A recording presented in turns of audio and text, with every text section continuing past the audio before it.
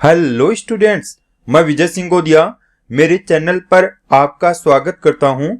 तो बच्चों, आज हम JEE एडवांस्ड 2017 का एक क्वेश्चन सोल्व करेंगे और क्वेश्चन आपके सामने है। Let greatest integer x be the greatest integer less than और equal to x, then at which of the following points function fx equal to x cos pi into x plus greatest integer x is discontinuous. तो इस function को देखकर हमें ये check करना है कि ये दिए हुए कौन से पॉइंट्स के लिए डिसकंटिन्यूअस होगा। यानी कि यहाँ पर चार ऑप्शन अपने पास में है। नंबर ए में x इक्वल टू 1 है, नंबर बी में x इक्वल टू -1 है, सी में x इक्वल टू 0 है और डी में x इक्वल टू 2 है। ओके, तो अब इस क्वेश्चन को सोल्व करते हैं। तो इस क्वेश्चन में देखो बच्चों, यहां पर अपने को जो फंक्शन दिया है, मैं इस फंक्शन को अज्यूम कर लेता हूं। यानी कि मैंने माना कि ये कुछ इस टाइप का फंक्शन है और इस पे जो पॉइंट्स अपने को बनाने हैं वो हैं, एक तो x इक्वल टू -1 है और यहां पर मैंने ले लिया x इक्वल टू 0, यहां पे लिया x इक्वल टू 1 और यहां पे मैंने लिया x इक्वल टू 2। अब अपने को इस फंक्शन के लिए, इन पॉइंट्स के लिए ये देखना है कि फंक्शन कहां पर डिसकंटिन्यूअस है। तो सबसे पहले हम x इक्वल टू -1 के लिए चेक करेंगे। तो यहां पर देखो, फॉर x इक्वल टू -1, यानी हम x इक्वल टू -1 के लिए इस फंक्शन की left hand limit, right hand limit और वैल्यू ऑफ फंक्शन ये फाइंड आउट करेंगे।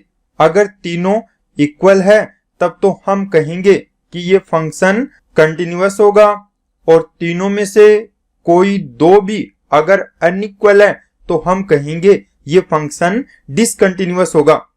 तो देखो बच्चों, यहां पर x इक्वल टू -1 के लिए सबसे पहले लेफ्ट हैंड लिमिट और उसके बाद में right hand limit find out करेंगे। लेफ्ट हैंड लिमिट के लिए आप फॉर्मूला जानते हो, f(a-0) equal to limit h tends to 0 f(a-h), यानी कि ये formula x equal to a पर हमें लेफ्ट हैंड लिमिट बताएगा। तो पहले मैं फंक्शन की वैल्यू लिखता हूं। फंक्शन fx इक्वल टू है x cos pi into x plus greatest integer x। और अब अपने को f(-1 -0) की वैल्यू बतानी है। यानी कि a की वैल्यू यहां पर हमने -1 पुट की, तो यह आएगा -1 cos पाई इंटू -1 प्लस -1 -0 का ग्रेटेस्ट इंटीजर फंक्शन, और ये वैल्यू इक्वल आएगी -1 cos पाई और इंटू आएगा -1। अब आप देखो यहां पर -1 -0 का ग्रेटेस्ट इंटीजर अपने को लिखना है। यानी यहां पर -1 में से कुछ माइनस किया हुआ है, तो -1 में से माइनस करेंगे तो उसका ग्रेटेस्ट इंटीजर -1 से छोटा इंटीजर होगा। यानी कि ये वैल्यू आएगी -2। यहां हम लिखेंगे -2, तो यह आ गया -1 -2 और ये वैल्यू बन गई -cos -3 पाई। अब आप जानते हो cos में यदि माइनस है तो ये प्लस का हो जाएगा, तो ये आएगा -cos 3 पाई और इसको लिखेंगे -1 की पावर 3, यानी कि यह आएगा माइनस माइनस प्लस होगा, तो ये बन जाएगा +1।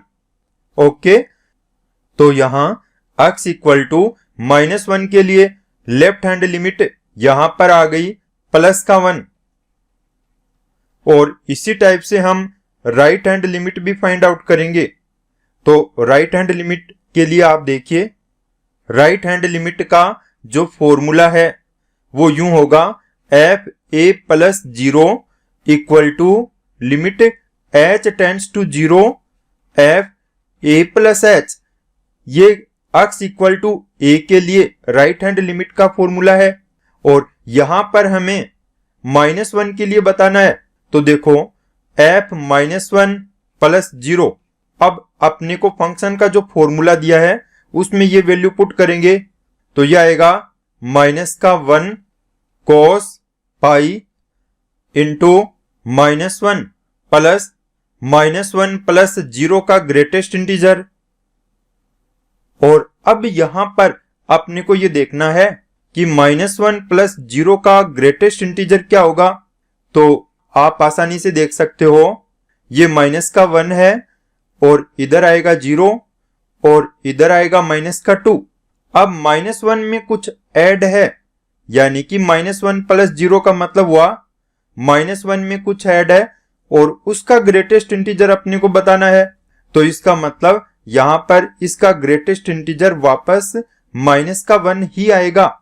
ओके, अब ये वैल्यू यहां पे पुट करेंगे तो ये बन जाएगी -cos पाई इंटू -1 और ये बनेगा -cos -2 पाई और इसको लिख देंगे -cos 2 पाई और cos 2 पाई की वैल्यू 1 होगी तो ये -1 आएगा। इसका मतलब यहां पर राइट हैंड लिमिट ये -1 आएगी। तो यहां राइट हैंड लिमिट को मैं -1 लिख देता हूं। इसका मतलब ये हुआ कि यहां पर ये दोनों लिमिट्स ही आपस में एक समान नहीं है। तो x इक्वल टू -1 के लिए ये फंक्शन डिसकंटिन्यूअस होगा यानी कि कंटिन्यूअस नहीं होगा। और अब इसके बाद में x इक्वल टू 0 के लिए हम फाइंड आउट करेंगे। अब बच्चों यहां पर मैं लिखता हूं फॉर x इक्वल टू 0। तो x इक्वल टू 0 के लिए आप यूं देखो यहां जो फंक्शन है वो है f(x) equal to x cos pi into x plus greatest integer x। Okay, और अब इसमें x की जगह पुट करेंगे 0 - 0 और ये बन जाएगा 0 cos पाई और यहां पे आएगा 0 प्लस। अब 0 - 0 का ग्रेटेस्ट इंटीजर आप देखो यहां पर 0 में से कुछ माइनस हुआ है यानी कि 0 में से कुछ कम किया है तो इसका ग्रेटेस्ट इंटीजर आएगा -1।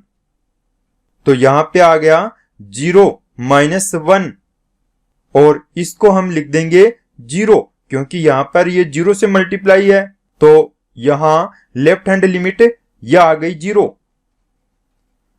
उसके बाद में राइट हैंड लिमिट हम फाइंड आउट करेंगे। राइट हैंड लिमिट है f(0 + 0) इक्वल टू आएगा 0 cos पाई इंटू 0 और यहां पर हम लिखेंगे 0 + 0 का ग्रेटेस्ट इंटीजर यानी 0 में कुछ ऐड है तो वापस 0 आएगा।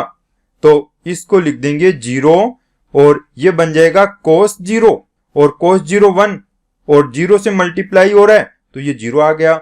तो इसका मतलब यहां पर राइट हैंड लिमिट ये 0 आ गई।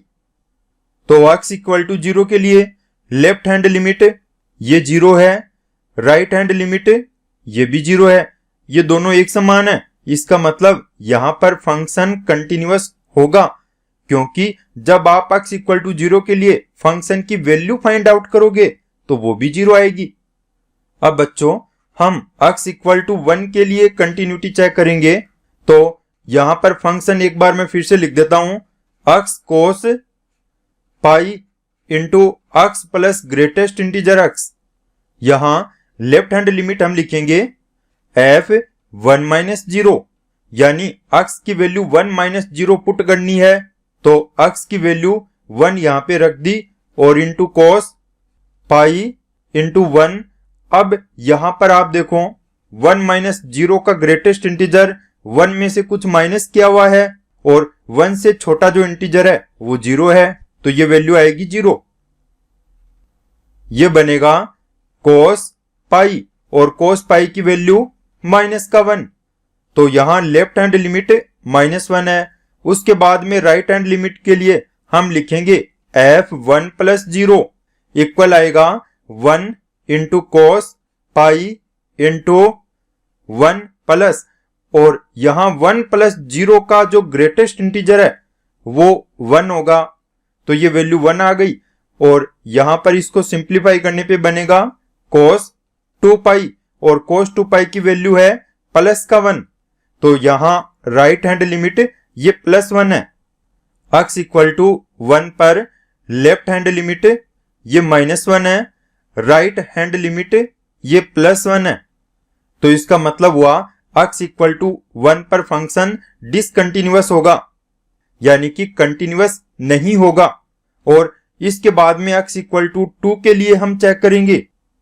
तो x इक्वल टू 2 के लिए देखो बच्चों, सबसे पहले हम लिखेंगे f2-0, यानी कि लेफ्ट हैंड लिमिट। तो x की जगह आ गया 2 इंटू कोस पाई और 2 प्लस, यहां पर हमें लिखना है 2-0 का ग्रेटेस्ट इंटीजर, यह आएगा 1। यह बन जाएगा 2 कोस 3 पाई, और यहां पर आ गया 2 इंटू -1 की पावर 3, यानी कि यह आ गया -2। इसी टाइप से हम लिखेंगे f2+0 की वैल्यू, तो यह आएगी 2 कोस पाई इंटू 2 प्लस, अब यहां पर 2+0 का जो ग्रेटेस्ट इंटीजर है यह आएगा 2, तो ये वैल्यू बन गई 2। और इसको हमने लिखा 2 कोस 4 पाई, ये बनेगा 2। ओके, x इक्वल टू 2 के लिए लेफ्ट हैंड लिमिट -2 है और राइट हैंड लिमिट ये +2 है।